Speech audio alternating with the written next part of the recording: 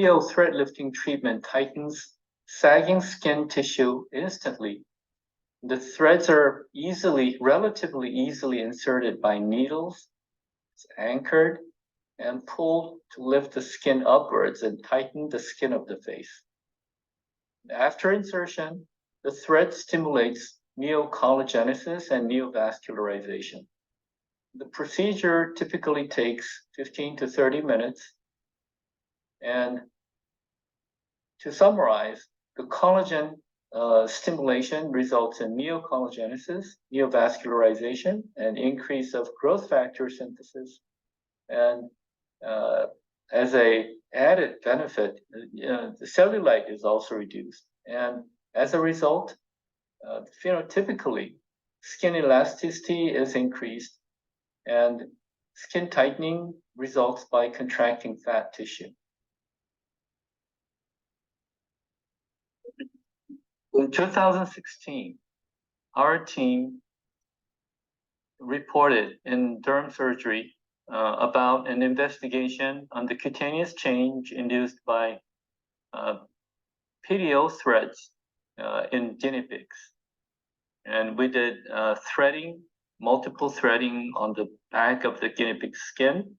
And we sequentially did skin biopsies to see the actual in vivo changes after the thread insertion.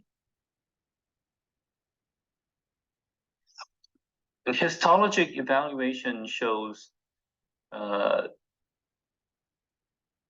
fibrous capsule around the inserted thread after 1 month, and the fibrous sheath is still noted in a 3-month specimen. And what is the malar mound? If you compare malar mound with malar edema, this is only a chronic soft tissue swelling or bulge over the malar eminence situated between the infraorbital rim and the mid-cheek. And the transition can be very subtle between malar edema and the malar mound. The distinguishing factor is the presence of excess tissue and soft tissue bulge in a malar mound as compared to malar edema. And what is the third thing? The festoon.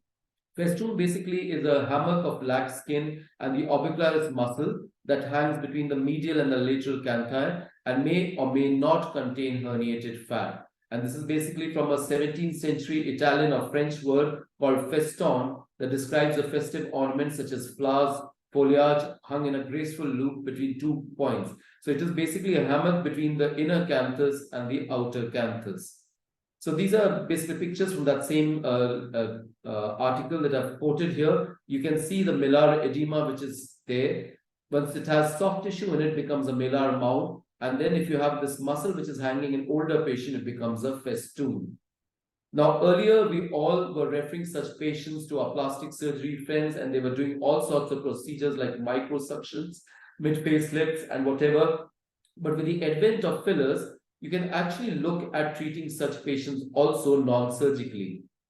Now, what is happening in these malar bags or malar mounds? You have to understand there is an inferior descent of the SOOF and the S-mass, which contributes to the exposure of the inferior orbital rim. So this malar mound, along with this little prolapsed orbital fat, gives you a double convexity in these patients. So older patients would have a convexity which is superior, caused by the prolapsed orbital fat. There's a concavity which is caused by the deflated orbital rim, the inferior orbital rim. Then you'll have this inferior convexity caused by the malar mound. So these are difficult patients to treat, and that's why I've taken up these patients in this particular talk. Cool. Now, and the presentation is on, right?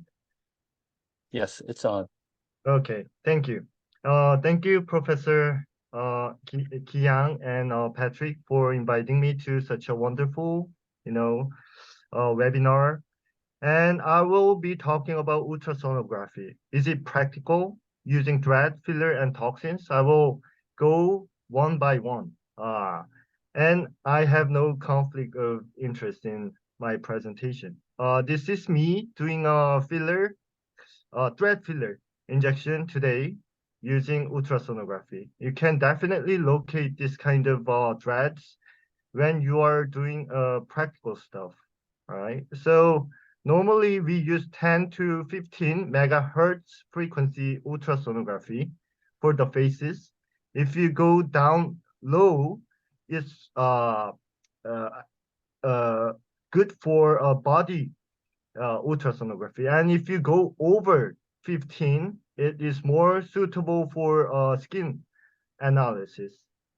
And normally we call it part when we do ultrasonography technique, but we do not press while doing a facial ultrasonography. So we just go for art. Okay, art is A is alignment, R for rotation, and T as a tilting. T is really important to locate cannula or needles. And if you see it in the ultrasonography, you can see this hyperechoic. That is for like subcutaneous tissue or the tendinous portion. And the hypoechoic, it is mostly muscle. Mhm. So I can determine to do a dissolve or not to dissolve. Mhm. But there's a question that some of the injector probably mix more than one kinds of filler to Right. inject all together. So Okay. what would be your experience, and how did you suggest your patient to receive enzyme injection or not? I do I have never saw people have mixed, because most of the Korean patients, they have those HAs only I in see. the market. Mhm. We do not have